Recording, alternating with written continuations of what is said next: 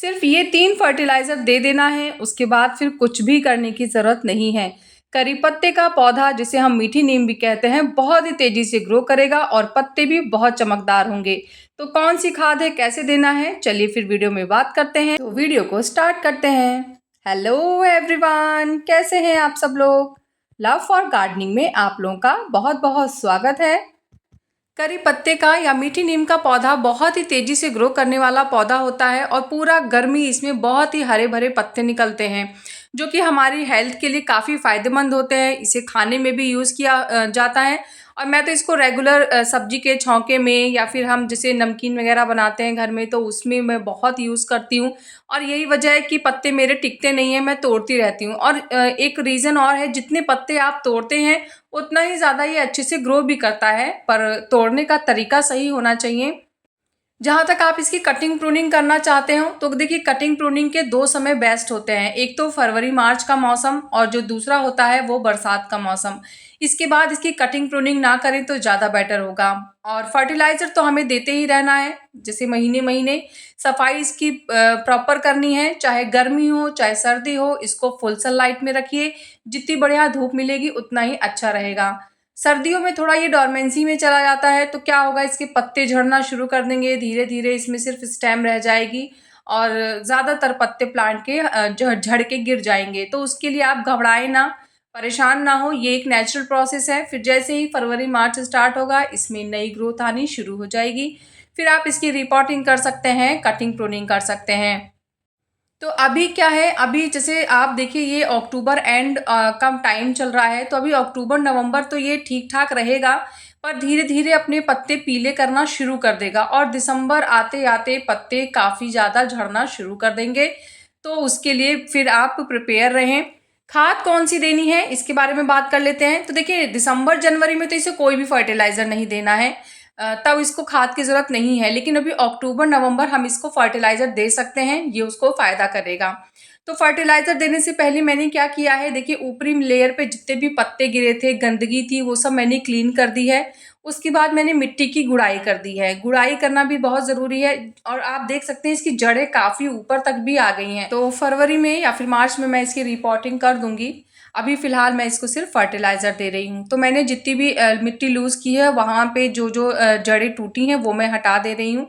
थोड़ी बहुत जड़ें ऊपरी लेयर की अगर टूटती हैं तो आप बिल्कुल टेंशन ना लें, बिल्कुल भी चिंता करने की ज़रूरत नहीं है। हमारा पौधा बहुत हरा-भरा और घना है, इतना जड़ें टूटेगा तो उसपे कोई फ़र्क नहीं पड़ने वाला है। अब इसको फर्टिलाइज़र कौन-सा देना है, हम इसके बारे में बात कर लेंगे। देखिए मीठी नीम का जो पौधा होता है ना, उसको पानी बहुत लिमिट में दिया जाता है। आप बहुत ज़्यादा पानी भी ना दें और बहुत कम पानी भी ना दें। मैं आपको इसकी एक ग्रोथ दिखा देती हूँ ऐसे जल्दी। ये देखिए इसमें नीचे से 3 स्टेम निकली हुई हैं और तीनों स्टेम काफ़ी मज़बूत भी हैं, मोटी स्टेम्स हैं। स्टेम को अगर आपको मोटा करना है नीचे वाले पोर्शन को, तो आपको कटिंग प्रूनिंग रेगुलर करनी होगी। आपको मैं दिखाती हूँ, ये देखिए जब प्लांट इतना बड़ा हुआ था मेरा, तो मैंने यहाँ टिप पे उसको कट कर दिया था और वहाँ से कटिंग करने के बाद देखिए नीचे से ब्रांच निकली है और उसके साइड से ब्रांच निकली है और फिर ये देखिए ये ब्रांच पे भी मैंने यहाँ पे कट कर दिया था। तो कटिंग करने की वजह से जो पावर होती है, जो जितने भी फूड होता है, वो प्लांट अपनी स्टेम को मजबूत करने में और न्यू ग्रोथ में लगाता है। तो कटिंग प्रूनिंग बहुत ही ज़रूरी होती है, उसको करने से कभी भी ना डरें। अब हम फर्टिलाइज़र देने जा रहे हैं, तो उसके लिए मैंने यहाँ पे एक प्लेट ले ली है और अब हम इसमें अपने वो खाद को ऐड करेंगे। तो सबसे पहले मैंने जो खाद लिया है ये है ज़ाइम। ज़ाइम या सीवीड, आप दोनों में से कुछ भी ले सकते हैं। तो 1 बड़ा चम्मच मैंने यहाँ पे ज़ाइम ले लिया है। आप देखिए ये काले रंग के दाने हैं छोटे-छोटे। अभी मैं आपको बताऊँगी कि ये सब किस तरीके से हमारे प्लांट की ग्रोथ में हेल्प करेंगे। दूसरे नंबर पे जो लिया है मैंने, ये है एप्सम सॉल्ट। काफ़ी लोग जानते होंगे इसके बारे में, इसका भी क्या यूज़ है वो भी मैं अभी आगे आपको बताऊँगी। तो 1 बड़ा चम्मच मैंने ज़ाइम लिया है और 1 ही बड़ा चम्मच मैंने यहाँ पे एप्सम सॉल्ट लिया है। देखिए मेरा प्लांट आपने देख लिया है बहुत बड़ा है और 14 इंच के पॉट में है, तो उसी हिसाब से मैंने इस फर्टिलाइज़र को लिया है। अगर आपका पौधा छोटा है तो आप क्वांटिटी को आधा कर दीजिएगा। इसके बाद 1 बड़ा चम्मच ही मैंने यहाँ पे नीम की खली का भी यूज़ किया है। देखिए ये तीनों खाद ही बहुत ज़रूरी है हमारे पौधे की ऑल ओवर ग्रोथ के लिए। आप चाहें तो यहाँ पे वर्मी कंपोस्ट भी ऐड कर सकते हैं, पर अभी मैंने वर्मी कंपोस्ट की एक लिक्विड फर्टिलाइज़र बनाई थी, वो अपने पौधों को दी थी, तो इसलिए मैंने अभी वर्मी कंपोस्ट का यूज़ नहीं किया है। आप 2 से 3 मुट्ठी वर्मी कंपोस्ट भी इसमें ऐड कर सकते हैं। तो चलिए अब बात कर लेते हैं कौन सा फर्टिलाइज़र क्या हमारे पौधे को देने वाला है। तो सबसे पहले तो यहाँ पे हम एप्सम सॉल्ट की बात करते हैं। एप्सम सॉल्ट यानी मैग्नीशियम सल्फेट, ये हमारे पौधे के जो पत्ते होते हैं उनको हरा बनाने में बहुत मदद करता है, चमकदार बनाता है। पौधा एप्सम सॉल्ट लेने की वजह से अपने जो फूड बनाने की प्रक्रिया होती है, खाना बनाने की, उसको बहुत तेज़ी से करता है। इससे पौधे की जो ग्रोथ होती है वो भी बहुत तेज़ी से आती है। तो ऑल ओवर आपके पत्ते पौधे के चमकदार होंगे, ग्रोथ बहुत अच्छी होगी। इसके बाद यहाँ पे ज़ाइम लिया है मैंने। ज़ाइम मिट्टी की क्वालिटी को बहुत ही अच्छा करता है और प्लांट को हेल्दी रखता है, उसकी इम्यूनिटी सिस्टम को स्ट्रॉन्ग बनाता है। इसके बाद हमने नीम की खली का इस्तेमाल किया है, जो कि मिट्टी में मौजूद ऐसे कीड़े मकोड़े जो हमारे पौधे की जड़ों को डिस्टर्ब करते हैं, परेशान करते हैं, उनको दूर भगाता है। और इसमें माइक्रो न्यूट्रिएंट्स भी होते हैं जो प्लांट की ग्रोथ के लिए काफ़ी फ़ायदेमंद होते हैं। तो अब इन तीनों फर्टिलाइज़र को मैं आपस में मिक्स कर ले रही हूँ, और इसको मिक्स करने से पहले मैंने क्या किया है, सारी मिट्टी को स्टेम के नज़दीक कर दिया है, ताकि खाद को देने के लिए हमें एक गैप मिल जाए, एक एरिया मिल जाए जिसमें हम अपनी खाद को डालेंगे। तो प्रॉपर इसे मैंने अच्छे से मिक्स कर लिया है, और मिक्स करने के बाद जो जहाँ जहाँ से हमने मिट्टी को स्टेम के नज़दीक किया है, वहाँ वहाँ एक बढ़िया स्पेस बन गया है। तो उसी में हम इस तरीके से देखिए अपने खाद को डाल देंगे।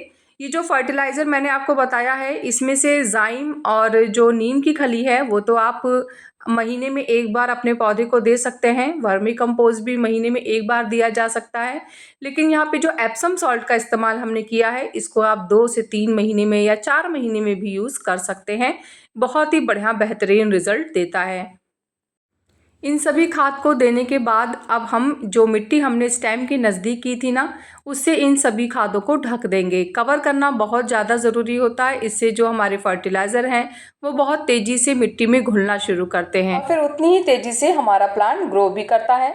तो देखिए सारी मिट्टी में मैंने उस फर्टिलाइज़र को डाल दिया है, और उसके बाद उसी में पहले मैंने फर्टिलाइज़र को मिक्स कर लिया है, और अब उसके बाद जो स्टेम के पास मिट्टी थी उससे बढ़िया से इसे कवर कर दिया है।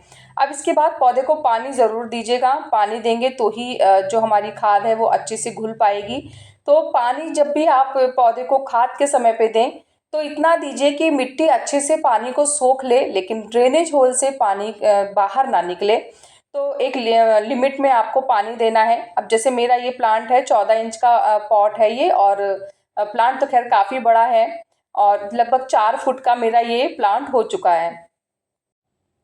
तो मैं इसमें जब पानी दूंगी तो मैं 2-3 मग पानी दे रही हूँ, क्योंकि जो मेरा मग है वो काफ़ी छोटा है, तो इसलिए मैंने 3-4 मग पानी दिया है। पर आप हिसाब से पानी दीजिएगा। मुझे आइडिया है कि कितना पानी मिट्टी सोख लेगी, और कितना मैं अगर ओवर कर देती हूँ तो वो ड्रेनेज होल से बाहर निकाल देगी। तो इसलिए मैंने हिसाब से अपने पौधे को पानी दिया है। मीठी नीम से संबंधित सारी जानकारी मैंने बता दी है। अगर इसके बाद भी कोई क्वेश्चन कन्फ्यूज़न रहता है तो आप मुझे कमेंट कर सकते हैं। कैसा लगा मेरा आज का ये वीडियो मुझे ज़रूर बताइएगा। अगर आपको वीडियो पसंद आया है तो वीडियो को लाइक करिएगा, चैनल को सब्सक्राइब करिएगा। मिलते हैं फिर नेक्स्ट वीडियो में, तब तक के लिए बाय, टेक केयर।